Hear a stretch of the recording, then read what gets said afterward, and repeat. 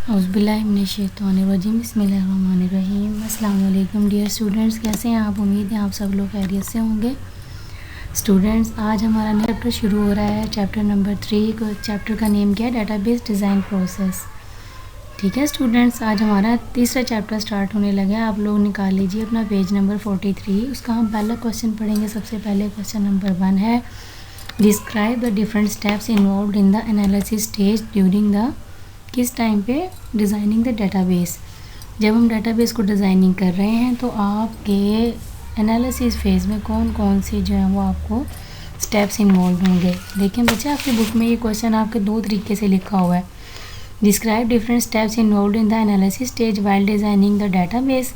और ये क्वेश्चन आपका यूँ भी आ सकता है, define the term analysis, briefly discuss the following terms. कि ये सारी जो टर्म्स आपके सामने नज़र आ रही हैं, आप इनको ब्रीफली ज़रा डिस्क्राइब करें। सबसे पहले आपके पास कौन सी है? Yes, feasibility study. फिजिबिलिटी असल में होता है लचक। क्या लचक है भला? पहले सबसे पहले स्टूडेंट्स, सॉरी टू से, मुझे पहले एनालिसिस की डेफिनेशन आपको बताती हूँ कि एनालिसिस किसको कहते हैं। तज्जिए को कहते हैं, तज्जिया। ठीक है स्टूडेंट्स, आप process of studying the existing system in detail is called the analysis of the system. जब हम एग्जिस्टिंग सिस्टम, अब एग्जिस्टिंग सिस्टम कौन सा है? मौजूदा, जो अभी कंप्यूटराइज नहीं हुआ, जो हम चाह रहे हैं कि ये कंप्यूटराइज हो जाए। ठीक है स्टूडेंट्स, उसको हम क्या कहते हैं? Existing system. आप लोगों को मैंने अभी कहा था स्टूडेंट्स, अपनी ज़रा बुक का पेज नंबर 43 निकाल लीजिए। उस पर आपका चैप्टर नंबर 3 है, डेटाबेस डिज़ाइन प्रोसेस। निकाल लिया होगा, उम्मीद है आप लोगों ने। उसका हम पहला क्वेश्चन ही पढ़ रहे हैं। मैंने आपको कहा आपकी किताब में ये क्वेश्चन दो तरीके से लिखा हुआ है। ठीक है स्टूडेंट्स, दोनों मैंने आपको पढ़ के बताए हैं। अब सबसे पहला स्टेप मैंने आपको कहा था कि सबसे पहले मैं एनालिसिस की डेफिनेशन आपको बताऊंगी। The process of studying the existing system in detail is called the analysis of the system. Yes, the basic purpose of the analysis is to know which activities are performed in the system. असल में इसका मकसद क्या होता है? Analysis, तज्जिया करेंगे तो पता चलेगा ना आखिरकार सिस्टम में हमें क्या परफॉर्म करना है। What we have to perform for the existing system to convert into the computerize. अब existing system must be studied carefully before designing a new system और मॉडिफाई द एग्जिस्टिंग सिस्टम। मौजूदा system को change करने के लिए या उसमें कोई आपने उसको कंप्यूटराइज करने के लिए आपको पहले उसको केयरफुली रीड आउट करना पड़ेगा, ताकि जो आपको पता चले कि आपने क्या करना है, सिस्टम को कंप्यूटराइज क्या करना है इसमें से। अच्छा स्टूडेंट्स, ये चैप्टर आप लोगों का बड़ा इंटरेस्टिंग है। ये पहला क्वेश्चन मैं आप लोगों को रीड करवा रही हूँ। ठीक है, अब पहला स्टेप हम इसका पढ़ने लगें कि जो आपका discuss the different steps involve in the analysis stage while designing the database. को जब हम डिज़ाइन कर रहे होते हैं एनालिसिस फेज़ में, आप क्या कर रहे होते हैं? सबसे पहले आप करते हैं फिजिबिलिटी स्टडी। फिजिबिलिटी का मीन ही क्या है? पॉसिबिलिटी।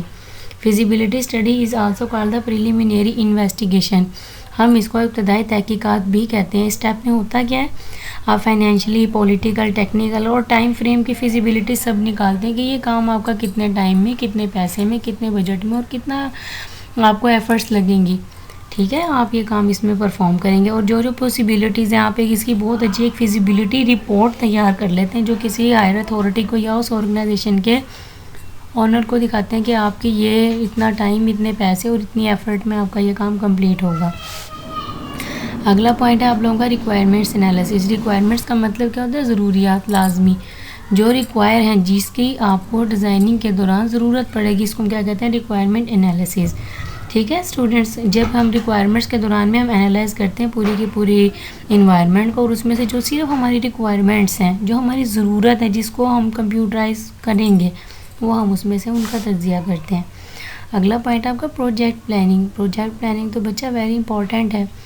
प्रोजेक्ट को हम प्लान करेंगे, हाउ टू क्रिएट दिस, क्या करना होगा आपको, किस तरह करना है ये सारा काम, इसको क्या कहेंगे हम? Project planning. ठीक है स्टूडेंट्स, अगला आपके पास है data analysis. Data analysis, data का तज्जिया करना। वो डाटा जिसको हम कंप्यूटराइज करने जा रहे हैं, सिर्फ उस डाटा का हम तज्जिया करेंगे बहुत अच्छे तरीके से, ताकि हमें पता चले हमने क्या परफॉर्म करना है। ठीक है स्टूडेंट्स, आगे आपका ये तो बहुत अच्छा था आप लोगों का स्टूडेंट, क्वेश्चन ही आसान सा था। चौथा पॉइंट हमने पढ़ा था डाटा एनालिसिस के। डाटा, आप सिर्फ उस डाटा की जिसकी हमें नीड है और सिर्फ हम उसका तज्जिया करेंगे। देखें, मैं जनरल से एग्जांपल देती हूँ। अगर हम कंप्यूटर कॉलेज में डाटाबेस को हम कंप्यूटराइज करने लगे कि सिर्फ हमारा एडमिशन सिस्टम कंप्यूटराइज हो जाए, तो जो बाकी हैं आप लोगों के स्केजुअलिंग है, टीचर्स का टाइम टेबल है, ये सब चीज़ें इनको तो नहीं ना उस वक्त नोटिस में लाएंगे। इसलिए सिर्फ उस डाटा को एनालिसिस करेंगे जो करंटली वो आर नीडेड टू कंप्यूटराइज। ठीक है स्टूडेंट्स, आगे हम अगले बच्चे अगला क्वेश्चन आपका वेरी इंटरेस्टिंग है और बड़ा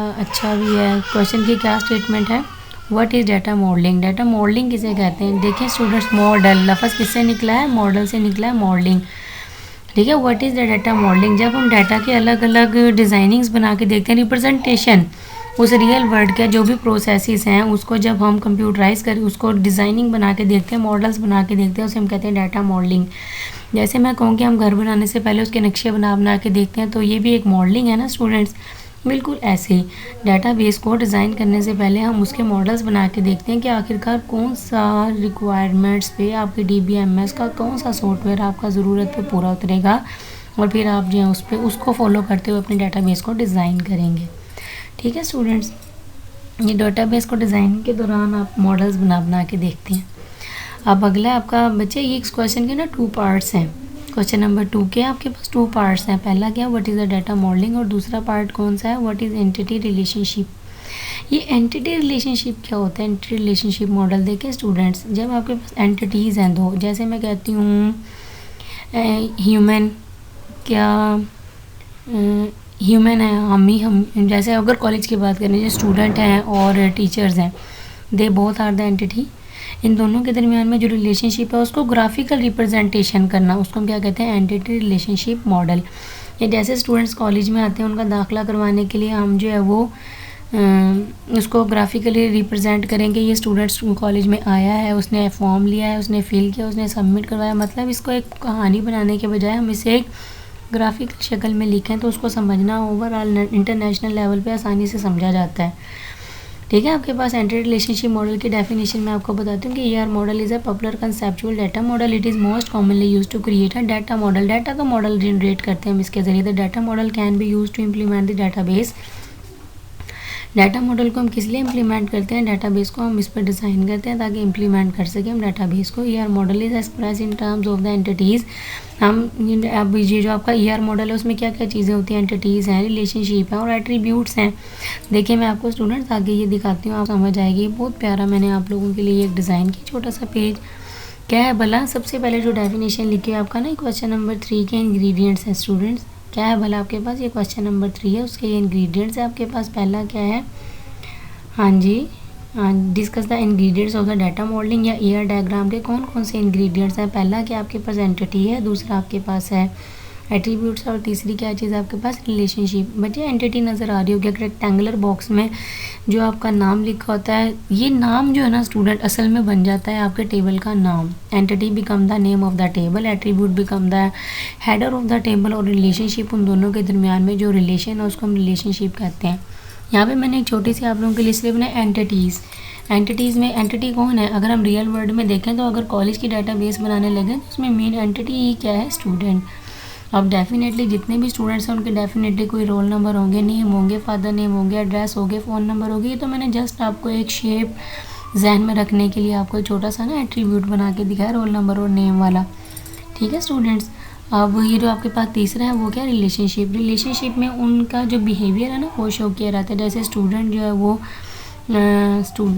जैसे अगर मैं कहूँ कि टीचर है, टीच द स्टूडेंट, जो रिलेशनशिप की नोयत होगी ना स्टूडेंट्स, वो हम इस ये जो आपको नज़र आ रहा है ना डायमंड सिंबल, ये इसके अंदर हम लिखते हैं। आप लोग अगर निकालें ना बच्चे अपनी पेज नंबर 44 पे आपकी बुक में लिखा हुआ ये क्वेश्चन जो हमने पीछे पढ़ा था वो क्वेश्चन नंबर 2, और ये जो हम करंटली पढ़ रहे हैं वो क्वेश्चन नंबर आपका 3 है, जिसमें हम इंग्रेडिएंट्स पढ़ रहे हैं डाटा मॉडल के। पहले इंग्रेडिएंट क्या है, एंटिटीज़, दूसरा क्या एट्रीब्यूट्स, और उन दोनों के दरमियान में जो ताल्लुक है वो क्या कहलाता है, रिलेशनशिप। ठीक है स्टूडेंट्स, वैसे आज का लेक्चर बहुत आसान था और बिल्कुल इजी भी है। ये आपके सामने ग्राफिकल यूज़र एक इंटरफेस आ गया जिसके ज़रिए आप आसानी से आप अपना ER मॉडल ड्रा कर सकोगे। इंशाल्लाह ताला मैं जो ये कल का लेक्चर है ना स्टूडेंट्स, इंशाल्लाह उसमें आप लोगों को ना छोटे छोटे ER मॉडल बनाना सिखाऊंगी। ठीक है, अपना ख्याल रखिएगा। अस्सलाम वालेकुम।